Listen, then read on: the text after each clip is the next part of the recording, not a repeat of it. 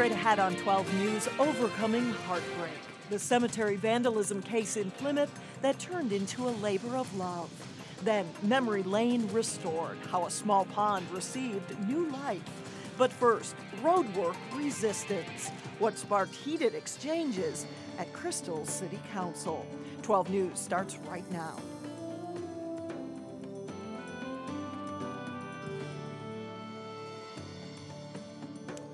Hello everyone and thanks for joining us. 1 year ago, vandals struck a Plymouth cemetery and desecrated dozens of historic tombstones, many of which dated back to the late 1800s. But out of tragedy comes triumph. Here's Delane Cleveland.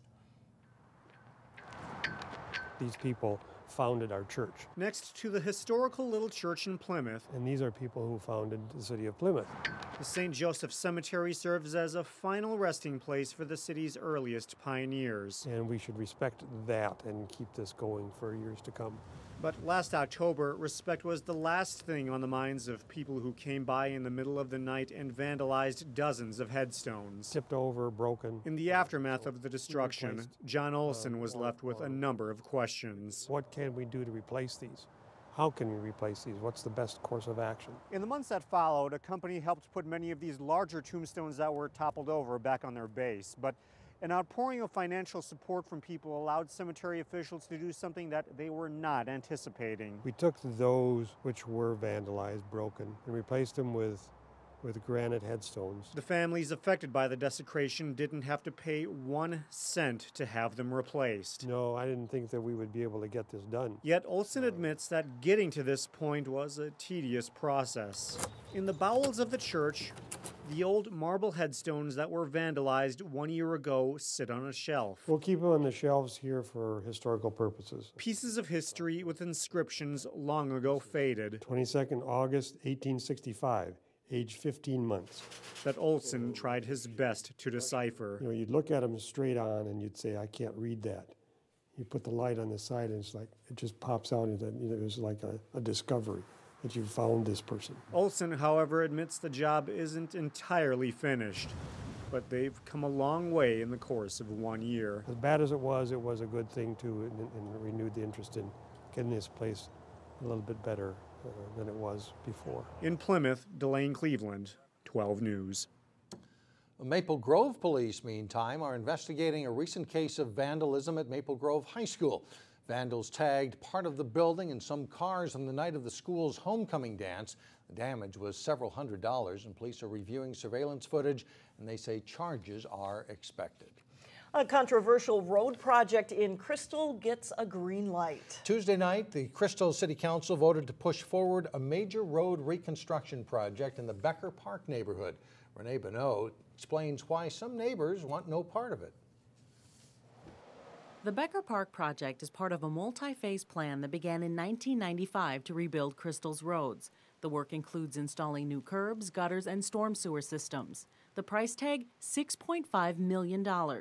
384 single-family lots and 42 commercial nonprofit lots would be affected. I'm okay with it if there was something that I could look out the window and say, Jesus, that's the worst condition that we've got in the city. That's something that needs to be redressed. People who own property near Broadway Avenue in Hanson Court told the city council they think the work is a waste of their money. I'm tired of being assessed and taxed to death by the city and the county. You know, it's just crazy. We're small businessmen. We're just barely coping. The economy is a killer. And then now you're proposing to, throw another big assessment on us, and I don't think we can take the hit. You're talking about not $5,000, $6,000 per lot. In some cases, it's over $100,000. My situation, it's $25,000, okay, on top of the $35,000 that we pay in taxes. Crystal's city engineer said the life of a road is about 35 years, and some roads in this neighborhood, including Hanson Court, are over 40. But the only thing holding that road together now is about 5 seal coats. And if you look at every time that we go over it, with the seal coat, you cover up all the underlying cracks, you cover up the old deteriorating asphalt, and it looks fine. But in reality, the road is just deteriorating at a faster rate. In the end, the city council voted unanimously to move forward with the Becker Park Road project. In Crystal, Renee Bonneau, 12 News. And construction on the project is slated to start in May. Plans are moving forward for an affordable senior housing project in Crystal. Hennepin County approved spending $216,000 to demolish and clear away the old Kavanaugh School. A developer wants to build a 124-unit senior apartment building where the school now sits along County Road 81. The eastern half of the property will be retained by the city for a park and for open space. The Golden Valley City Council has approved preliminary plans for a luxury apartment high-rise in the city. A developer wants to build a 6-story complex called the Tiburon at Highway 169 and Olson Memorial Highway. It would replace an empty storefront and a vacant bowling alley. The project would rely on tax increment financing. A pond in Crystal that was taken over by weeds now has new life. And it wouldn't have happened if it wasn't for some dedicated volunteers. A group called Crystal Fund for Community Progress rallied residents to give a facelift to Memory Lane Pond. The pond is located at 42nd and Louisiana Avenues. Volunteers worked to destroy the weeds and put in native plants along the shoreline. We've got Friends Pond of the Pond here that have been helping out locally. We also have the 4-H and Girl Scouts and some other volunteer groups. And so it's really been bringing people together to develop our community and enhance the environment. Volunteers also put in walking trails. They hope to finish the work next year. A grant from the Minnesota DNR helped pay for the project. Coming up, a full plate of Money Saver tips. And that includes a major retailer announcing a big holiday shopping incentive. But later in sports, the Champlin Park boys team is on a roll as the Rebels qualify for state. But first, it's your AccuWeather forecast. Just in time for the cold weather, thousands of coats are headed to kids in need. Well, listen to this. 9,000 coats were generously donated during this year's Coats for Kids drive at Pilgrim Cleaners. Area charities are picking up the freshly cleaned coats this week at the company's Brooklyn Park headquarters. One area business even went out and bought more than 300 brand new coats. A volunteer picked up about 600 coats Wednesday for kids at the Sabathani Community Center in South Minneapolis. It's a helping hand where you don't have to go out and worry about your kids. You can come here and you don't have money, but you can still get a coat that's decent. The demand is there, and so that's why we want to do it every year, and the community is more generous every year. This is, in fact, the 27th year for the coat drive and the most coats collected in several years. Retail giant Target is tackling the holiday season head-on. Target announced this week that for the first time they will match prices this holiday season. Reporter Shannon Slatton has that consumer news and more in today's Money Savers report. If you find a better price on an identical item at Walmart, Best Buy, Toys R Us, even Amazon.com, you can get it for the same price at Target. However, instead of offering this program year-round like Walmart does, you will only be able to price match from November 1st until December 16th. Consumer advocacy group the Better Business Bureau hits a special milestone on Wednesday. They turn 100. Ethical business owners in Minneapolis founded the first Better Business Bureau in the country in downtown Minneapolis back in 1912. The nonprofit offers free business reviews nationwide. It's a valuable service, and we provide the vast majority of our services free to the public, so it's really a handy thing for people. And to try and really do some background search on companies they're dealing with, and we're also there if they have a question, if they get a strange offer in the mail, or if something just doesn't seem right to them, an ad they see in the newspaper, they know they can call us, and we'll do our best to get the answer for them. All you have to do is go to bbb.org to investigate a company, or you can call the BBB directly to have your questions answered or report a scam. And buying secondhand gets a little bit cheaper this time of year with Hennepin County's popular Choose to Reuse booklet. This year, more than 80 secondhand and vintage goods stores are participating, including the Earth Exchange here in Maple Grove. Use a coupon here to get 50% off your entire clothing purchase. The county promotes this program to encourage recycling and reusing. You know, it helps the environment, which is kind of why we want to do it. It keeps things out of the garbage. It's also a great way to save money. Usually reuse is cheaper than buying new. You can get some really unique stuff that's not in, you know, all of the typical stores as well. You can pick up a booklet at participating retailers, Hennepin County libraries, service centers, or Three Rivers Parks. You can also download a copy online. Finally, if you want to teach your child about money, Topline Federal Credit Union is offering their free youth financial literacy workshops at the end of this week. There are still spots available for every age group from age 5 to 18. All you have to do is call Topline to register. And that's your Money Savers Report. I'm Shannon Slatton. Back to you, Mike and Alex. All right, thanks a lot, Shannon. Still ahead, Plymouth Creek Elementary's Fall Festival takes a thrilling turn. But first in sports, a preview of the big Maple Grove Champlin Park football game. John Jacobson is in next. Big game, a football title is on the line tonight. Big one tonight in Brooklyn Park. It should be a great one. Maple Grove and Champlin Park high schools both opened in the 1990s and each became pretty solid in football fairly quickly. There have been some ups and downs since, but tonight they'll play for a conference title in the North Division of the Northwest Suburban Conference. Maple Grove's speedy but small defense will be put to test by Champlin Park's experienced dual-threat quarterback Trevor Garrison and talented running back Michael Sales. It'll be exciting to play him because he's so explosive. He's kind of like Bridge Tussler, so we just have to be able to tackle and swarm him so that we can stop him. They're just great players. I think Sales has been playing forever, and he's about every time he plays, he gets about 150 yards. And the Garrison kid he's just got great feet. He moves really well and throws well, and he's smart, and he makes big plays. And the Champlin Park guys will have to contend with the passing game of Maple Grove, and especially 6'4" receiver Jake Winicky, who has 7 touchdown receptions in the past 2 games. Oh, definitely. We got D-backs that can jump pretty high, and you know we got athletes that can definitely stick with him. We'll have the Crimson versus Rebels game live for you tonight on Channel 12. You can catch the replays Thursday night at 8:30 or Friday at 11 p.m. In prep soccer, the Champlin Park boys entered the Section 5 AA title game with an unbeaten record. The Rebels meeting Moundsview for the section title. Moundsview gets a strong corner kick in the first half, and they put a little pressure on the Rebels but don't score. Gavin Pugh's Rebels start to take over in the second half.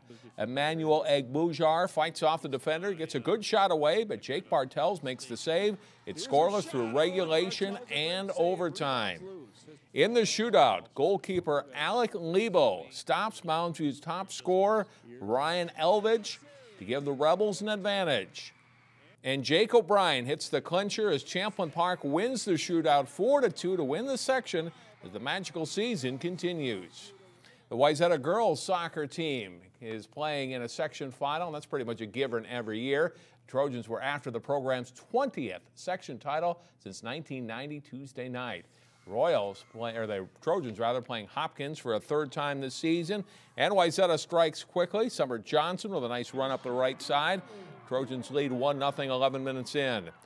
Off the corner kick and some wild play in front of the net here. The Trojans take a few whacks at it before Maddie Eklund eventually scores, and it's 2-0 Wayzata.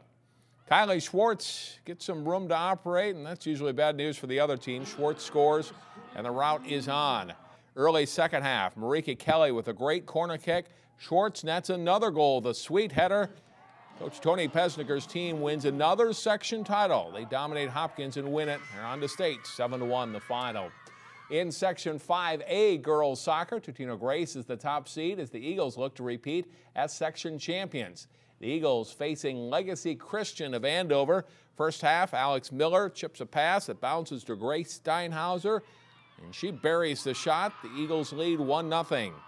Still in the first half, the ball off the Lions defender and comes to Steinhauser, goes in and scores her 2nd goal of the night, and that puts Totino up 2-0 at the half. Second half, Amanda Engelbrecht gets a shot off that eludes the Legacy goalie. Totino Grace wins 3-0. They'll play in the section final Thursday night.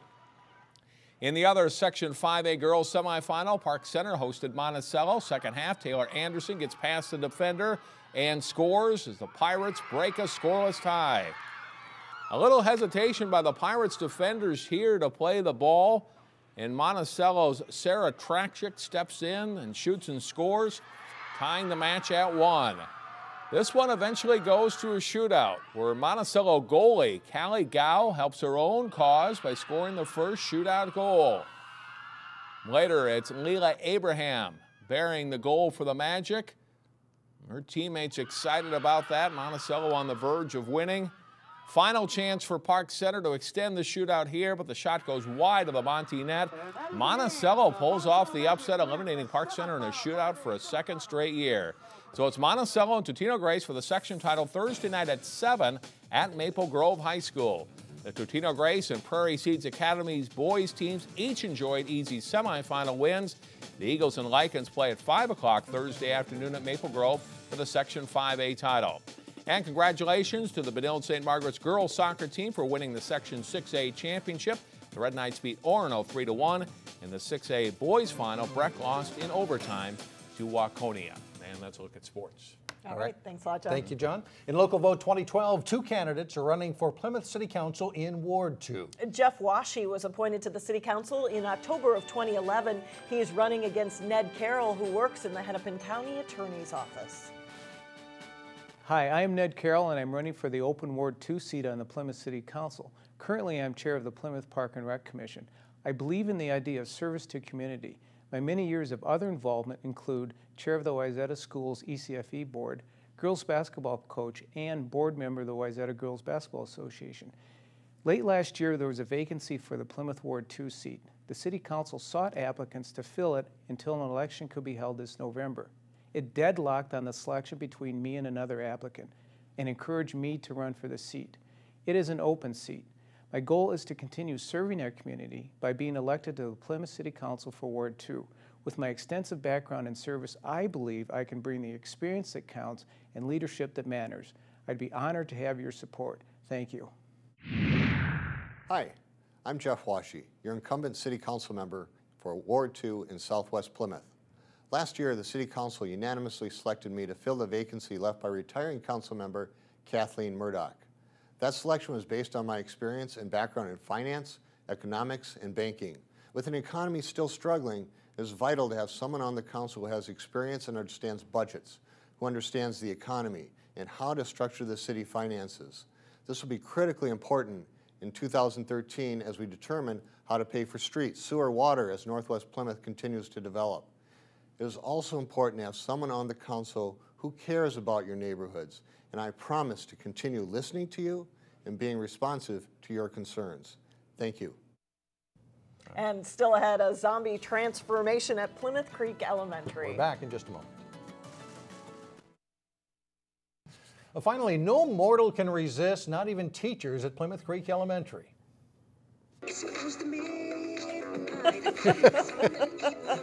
Oh yeah, Thriller lives on, this time in the hips of teachers practicing to be zombies. Plymouth Creek teachers are practicing Michael Jackson's hit video for the school's fall festival. They even received lessons from a teacher in Minneapolis. We understand the key is the deader you look, the better you get as a zombie. And don't forget the claws. We'll leave you on that note. See you later.